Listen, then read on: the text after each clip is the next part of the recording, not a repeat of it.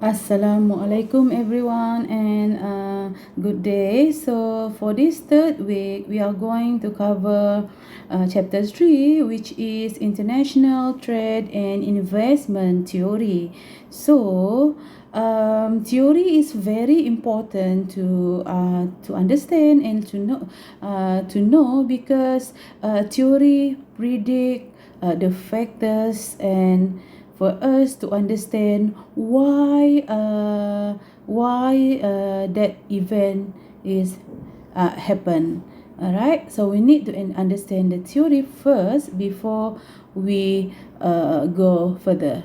All right, so in these chapters, okay, we are going to cover on the classical country-based trade theories, the earlier theories on international trade, and the modern firm-based trade theories, the second one, and the third one will be the overview of international investment and international investment theory, and then the factor influencing FDI. So this is what we'll be focusing on in this chapter. Alright, so stay tuned, guys. Alright, so first, before we go to the modern theory of trade theories, first we are going to cover the classical country-based trade theory. So this is the earliest theory. The first one is mercantilism. The second one, after mercantilism, we have absolute advantage theory, and the third one is comparative advantage, and the fourth one is relative factor endowment. So as you can see here, actually this theory is evolution of the theory. It is to what we call it, to top up the existing theory, because the previous theory has their own disadvantages, so they come out with the new theory. So these four are the evolution of classical country-based trade theory. So first we will go to the mercantilism theory. So in previous chapter, in week 1, we have covered that we have discussed that there are three types of economy. Common theory, common economy, and the second one is market economy, and then the last one is mixed. But for mercantilism, this is it's like common economy, where the government will decide on what are the goods and services that they need to produce or export. Alright, so this is the classical theory, the earliest theory on international trade. They wanted to maximize the export and minimize the imports for an economy. Alright, so but this theory has a lot of weaknesses, where they not consider the well-being of their consumer, because the new trade theory said one of the driving forces is to do international trade, because the customer will gain cheaper, have a lot of various type of product if we do a trade business. But and of course they can choose a cheaper price according to their own budget. But in this mercantilism, the country, the government will determine what are the product or services they can export, and they try to minimize the discouraging import, and they promote export. So this is very classic theory, and the country wealth is measured by its holding of gold and silver. So this is the disadvantages of mercantilism. Okay, as I said, they don't have it's rob individual of the ability to trade freely, benefit from voluntary exchange, and force countries to produce products it were otherwise not, in order to because they want to minimize import. So they don't consider other things, such as, all right, this one. So due to the weaknesses in mercantilism, and then the economists come out with this theory. Okay, this is the second theory in classical country-based trade theories, which is absolute advantage. Absolute advantage. All right, so in this theory, export those goods and services for which a country is more productive than other countries. So however, the only using labor as the only input in this theory, it still have weaknesses. Okay, so they don't consider other factors. Okay, and to minimize the weaknesses of that absolute advantage, the third theory of classical trade theory is comparative advantage. Under this comparative advantage, okay, David Ricardo, the one who introduced this economic policy, all right, so a country should produce and export these goods and services for which it is relatively more productive than other countries, and import this good and service for which other countries are relatively more productive than it is. The distinction occurs because comparative advantage incorporates the concept of opportunity cost. Okay, so there is opportunity cost. Previous absolute advantage, they are only take into account the labor cost, but for this comparative advantage, there's another cost that we have to consider, which is opportunity cost. Alright, so this is the differences between comparative and absolute advantage. Okay, under absolute advantage, the previous one looks at absolute productivity. Alright, absolute productivity, but for comparative advantage, relatively productivity differences. Okay, so comparative advantage incorporate the concept of opportunity cost and value of what it is given up to the good. All right, there's a lot of example in our textbook on how to calculate it, so you can further read our textbook for international business. All right, so the fourth classical country based theory, based trade theory, is relative factor endowment. Okay, we are referring to the country, not the firm itself. Okay, the classical, they are focusing more on the country, not the firm. Relative factor endowment, this is the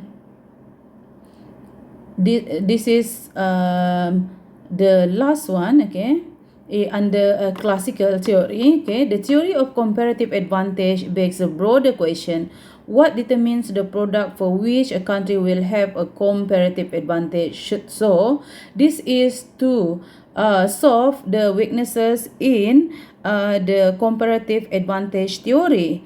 Alright, so this theory known as Heckscher-Ohlin theory. They observe two things, which is we have to consider first factor endowments. Factor endowments including labor, capital, land. So, for example, in Argentina has much more fertile land. Saudi Arabia has large crude oil reserves, and Bangladesh has a large pool of unskilled labor. And then second, the observation, goods differ according to the types of factor that are used to produce them. Okay, for example, would require fertile land, so they will focusing, the Argentina can focus on this wheat plantation, and oil production require crude oil reserve. Yeah, because this Saudi Arabia, they have abundant resources in terms of crude oil. And for Bangladesh, they have a pool, unskilled labor. So, this apparel or textile manufacturing requires a lot of labor, okay, labor intensive. So, they should focusing on manufacturing of this textile. So, this is how Heckscher-Ohlin theory proposition, okay. So the country will have a comparative advantage in producing product that intensively use resources. All right, it has in abundance. So such as Sabah, we have a very abundance of land. Okay, so that's why Sabah export and planted many palm oil. So that is our one of our main export because we have abundance of land. This is one of the example. All right, so we are done about classical country based trade theory.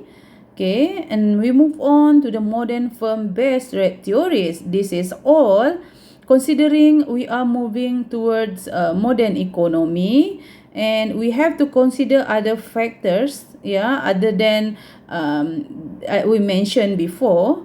Okay, so under modern firm-based trade theory, this is the economists come up with these theories because of the growing importance of multinational companies. Okay, we have a lot of companies, they go global, so it is important to have a theory. An ability of the country-based theories to explain and predict the existence and growth of intra-industry trade. That is why the previous theory, the classical-based theory, is focusing more on the country itself, what the country have more advantage. But for this modern firm-based trade theories, this is focusing on the firm itself, okay, because we intra-industry.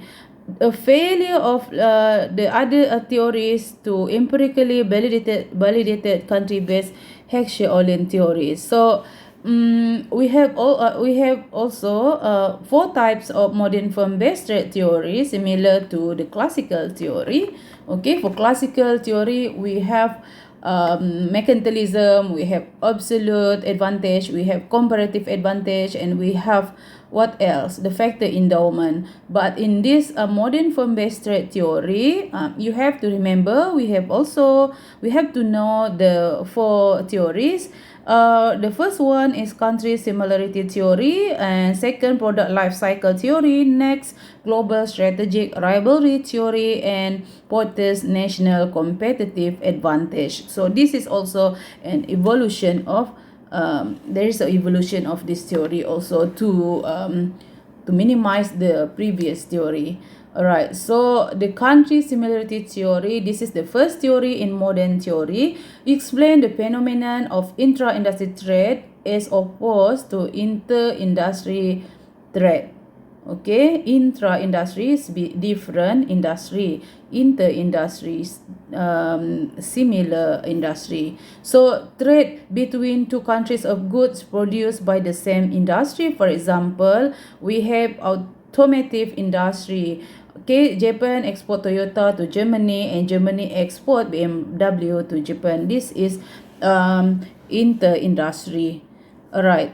The second one is product life cycle theory. Under product life cycle theory, describe the evolution of marketing strategy stage. Okay, you of course in marketing you already learn on the product life cycle, right? Okay, in this international business we have also refer to that marketing strategy and come out with this life cycle theory. Okay, alright, so there are 3 stages in this international business theory, but of course in marketing you have 4 or 5 life cycle, right? But for the purpose of this international business, we divided the stage into three. The first one, new products, second, maturing products, and standardized product. All right. In this stage, for the new product stage, because that the new product, we haven't tested it yet to the international market.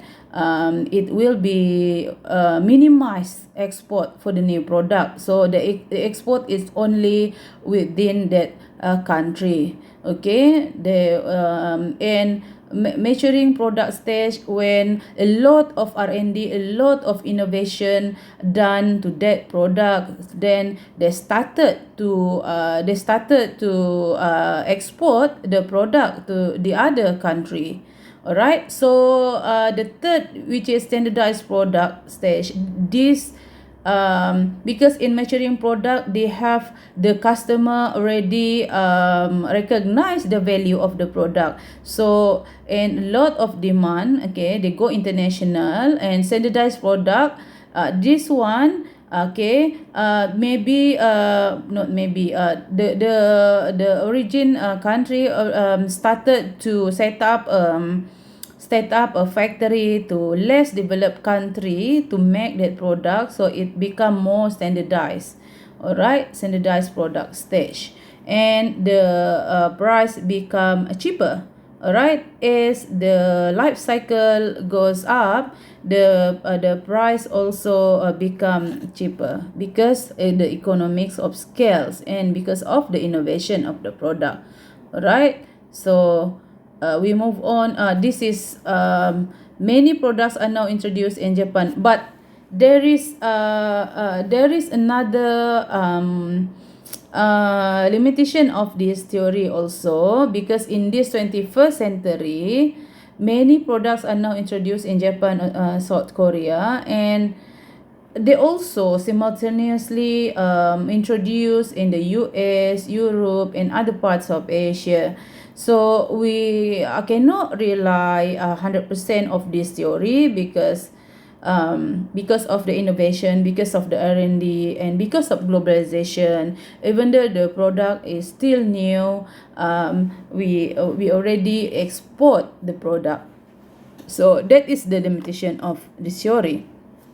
All right, the second one, global strategic rivalry theory. Under this theory, the firms struggle to gain sustainable competitive advantage through, okay, owning intellectual property rights, patents, design right, performance right, copyright, trademarks, database right. All right, so they have to invest in R&D and achieving economy of scales scope. And this is the number of this is the graph for global strategic library theory.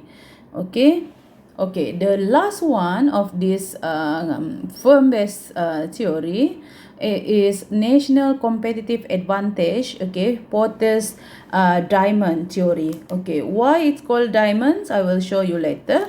Okay, so this is quite the latest theory of the national advantage of competitive theory. Okay, so Portis believe existing theory of international trade only told part of the story. They are incomplete. Okay, so Portis wanted to explain why nation achieves international success in a particular industry. So this one is more thorough, more detailed compared to the rest of the theories that we discussed previously. This one is much more detailed. So four attributes of the nation of the shape the environment in which local firms compete, which is Porter's diamond. And chance and government can influence the national diamond. However, my students, recently they add another two forces, but it's okay for the purpose of this subject. So we only cover this is the original theory. Okay, for this diamond is factor endowments. Okay, so what determine actually the main idea of this theory is what makes the countries more competitive or more competitive. Okay, so we have to look into these four factors. Okay, factor endowments, firm strategy, structure, and rivalry. So it's not only country but the company itself. Okay, demand conditions and related in supporting. We'll go one by one. All right, so the first factor endowment. So what is endowment? Land, labor, capital. Okay, or the basic natural resources, climate, location, demographic. All right, so or advanced with such as infrastructure, skill level, technology know-how, advanced factors more significant for competitive advantage. So this basic factor can provide a national advantage that is extended by investment in advanced factor. Okay, so if we have all of this, we can actually evaluate our advantage, what we should provide. For example, in Sabah, what we have, okay, what we have in abundance, what we have in advance. Of course, our infrastructure is still lacking. In scale level also, we are still lacking. So does technology. What we have is the basic natural resources. We have a lot of basic natural resources in Sabah. Okay, and we have to, as I said just now, maybe we should focus on agricultural industry because we have abundance of lands. Okay, all right, so this is what we special, okay, in Sabah. All right, so the next one, demand conditions. This is referring to, this is the second in the diamond, Fortis diamond. Okay, the nature of home demand for an industry, product or services. So the influence of the development of capabilities. If the customer have the I'm sorry. All right, if the customer have a strong if the customer pressure the firm to be more competitive and produce high quality and innovative product, the firm should produce that high quality and innovative product. Okay, so number 3 is related and supporting industry. This one is very important because we need, in order for us to produce a product, we need a supplier. Okay, so we need to be competitive, and investing in this industry can spill over and contribute to success in other industry. So if we have, for example, if we have the business, if the country have computer business, for example, they're producing a computer, of course the supporting industry will be the parts of the computers, okay, the microchip and so on. Okay, the supporting industry is very important. All right, so number 4, the last one is the firm strategy, structure and rivalry. So different nations are characterized by different management ideology, which either help them or do not help them build national competitive advantage. So when we go, there is a strong association between vigorous domestic rivalry and the creation and persistence of competitive advantage. Okay, if a strong competition, they will push them to go international. All right, okay, so in evaluating this Porter's diamond theory, all right, if Porter is correct, his model should predict the pattern of international trade in the real world. Okay, so countries should export products from industry where the diamond is favorable. If we fulfill all the requirements, the 4 requirements in diamond Porters, so we should export that product from industry. Yeah, we are talking about industries, and countries should export products from areas where the diamond is not favorable. For example, in Sabah, we don't have much of skilled labor, so we should import the product that using skilled labor. Alright, so far there's been little empirical testing of the theory, so it's still questionable this Porter's diamond theory. Alright, that's it about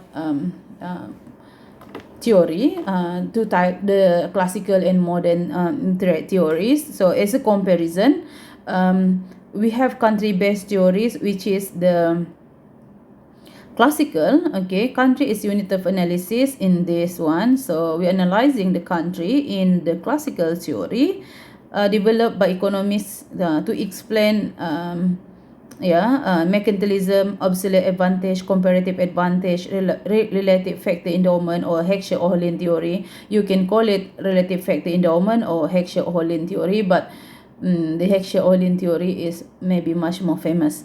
Okay, the second type of theory, threat theory, is firm-based theory. There are also four: country similarity theory, product life cycle theory, global strategic library theory, and national competitive advantage theories using Porter's diamond. So that's it about the theories, the evolution of international threat theory. Now we move on to the last learning objective, which is the type of international investment. Alright, so when we go international, we have two, foreign direct investment and portfolio investment. Alright, so for foreign direct investment, okay, but for this chapter, we are international investment theory, ownership advantage, internalization, and Dunning-Electric theory. This is international theory, international investment theory. Ownership advantage: a firm owning available asset that creates a competitive advantage domestically can use that advantage to penetrate foreign market through FDI. They have the ownership, they have the right to that country. Okay, for example, example of FDI is the common FDI, that is we always it's near to us, is KFC, McDonald, Pizza Hut. Okay, this is the example of FDI. Okay, the company have the right, okay, ownership, the parent company, the parent, the home, you call it, is home country. Alright, internationalization theory: FDI is more likely to occur when transaction costs with second firm are high. So transaction theory are costs associated with negotiating, monitoring, and enforcing a contract. Alright, the third theory of investment is Dunning-Electric theory. Okay, FDI reflect both international business activity and business activity internal to the firm. So three conditions for FDI: ownership advantage, location, and internationalization advantage. So so what factors affecting the FDI, foreign direct investment decision?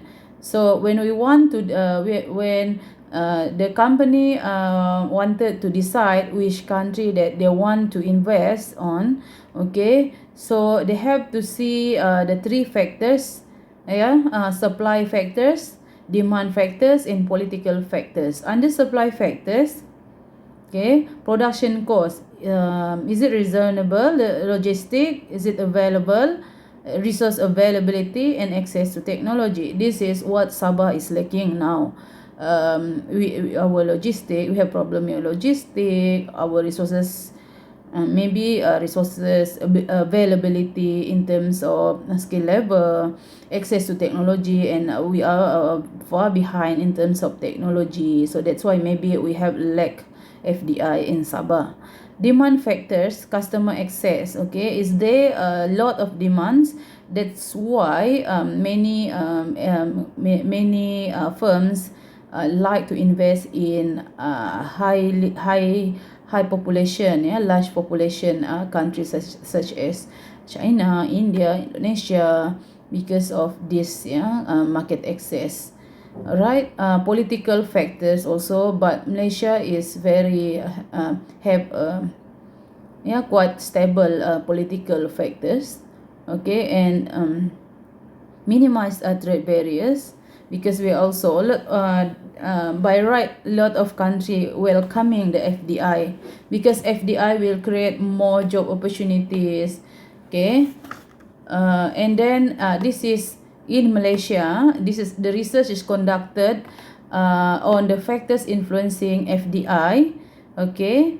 FDI from 1985 to 2014. So this researcher investigate the effect of this infrastructure education. What is the factor influencing the FDI? Okay, but the finding shows that only education, market size, and exchange rate, and only the four, yeah, infrastructure is does not have a positive relationship to of FDI in Malaysia. Maybe because of our infrastructure is not that good. So but the education, market size, exchange rate, and inflation rate is the four factors that affecting the FDI in Malaysia. I think that's it for today classes. All right, so thank you very much for listening, and for further reading, please read on the textbook. Okay, bye bye, assalamualaikum, and good day.